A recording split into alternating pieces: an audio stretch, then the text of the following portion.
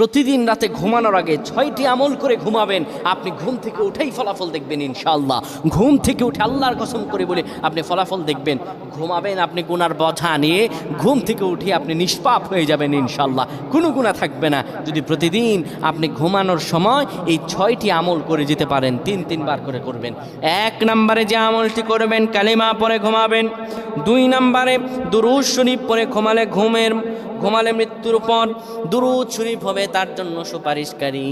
দুরূদ শরীফ পড়ে ঘুমাবেন, দুরূদ শরীফ পড়বেন। 3 নম্বরে ঘুমের দোয়া পড়বেন। ঘুমের দোয়া পড়ে যদি ঘুমাতে পারেন, সারা রাত ইবাদত করার সওয়াব আল্লাহ আমলনামায় দিয়ে দিবেন। 4 নম্বরে আয়াতুল কুরসি পড়ে ঘুমাবেন। আয়াতুল কুরসি পড়ে কেউ যদি ঘুমায়, ফেরেশতারা তাকে সারা রাত পাহারা দেয়। ফেরেশতারা তাকে সারা রাত পাহারা দেয়। আয়াতুল কুরসি পড়ে ঘুমাবেন।